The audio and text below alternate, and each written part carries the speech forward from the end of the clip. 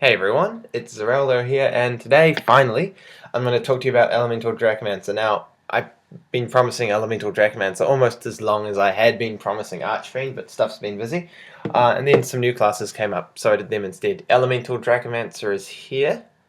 Uh, it's not all that hard of a class to get to grips with. In fact, the moves are all simple. They don't have any, sort of activate this move, and then this move, and then that, and then you will do this special effect. It's quite simple, although there are some good orders that you may want to consider using these moves in.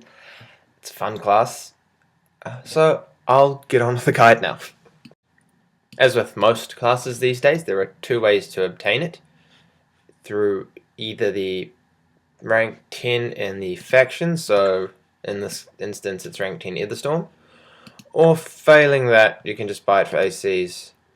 Now, interestingly enough, they've actually updated the map. You used to just go, he used to be in there, but you go to the rep store, and then you see your Elemental Dracomancer, and it's only 30,000 gold, which is quite cheap for a rep class, especially such a good one. So,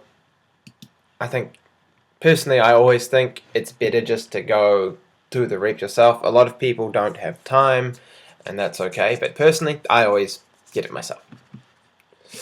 I'll start with the passives. In terms of passives, you have Dragon's Knowledge, which is a 10% increase to your intellect, and Dragon Speed, which is a 10% increase to haste. Because of the intellect increase, I'd recommend a lot of intellect bonuses.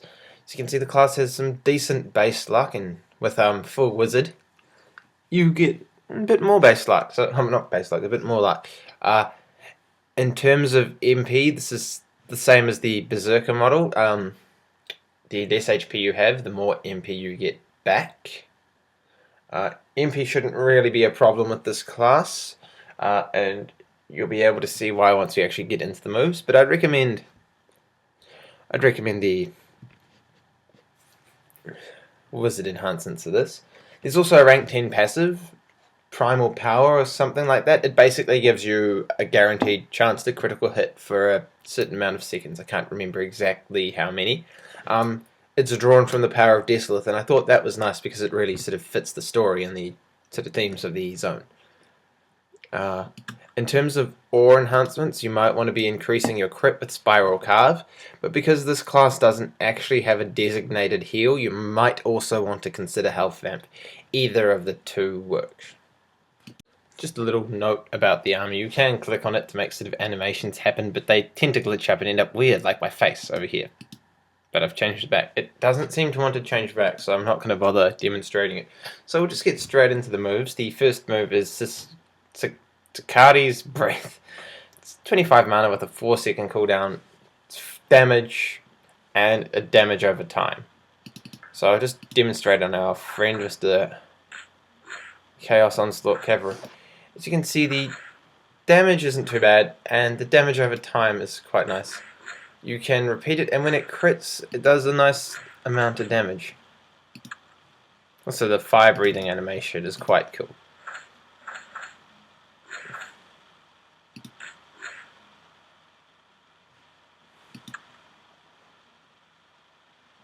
The second move is also 25 mana, and it's just an attack which has a chance to stun. So there's not much more to it than that. Steam did not activate at that time. Okay.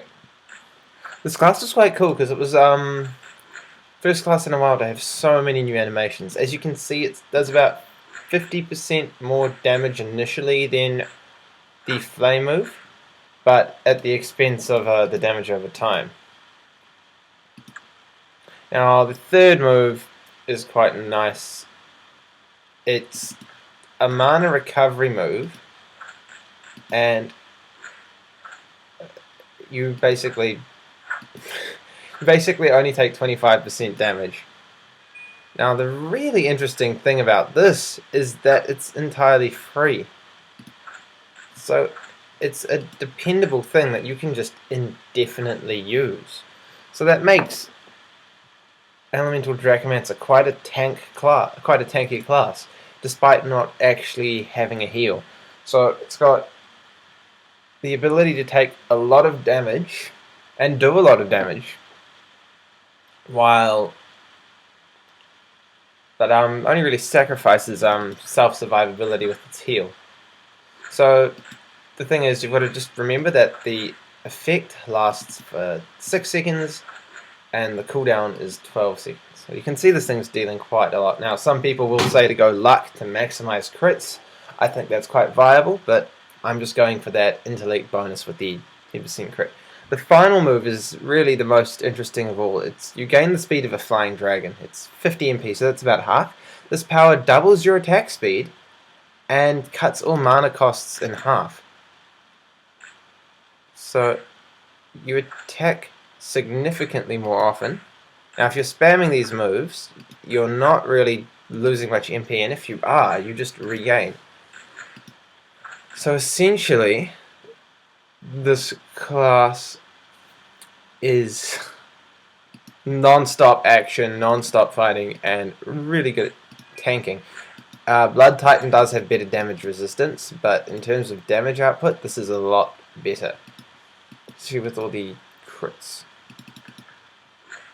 So there's not much to it. You've just got to remember that this move here has a 15-second cooldown, and the effect only lasts for 8 seconds. It's really quite powerful. Now,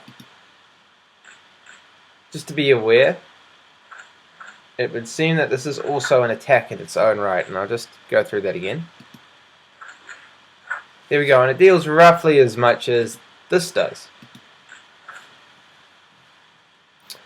There's not really much more to the Elemental Dracomancer. I think it's definitely worth having. It's definitely worth the time you've got to put in for the rep.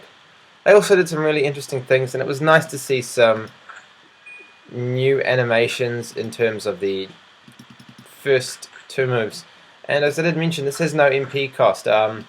Very few classes have moves without MP costs, except Blood Titan, because Blood Titan, well, most of it costs HP.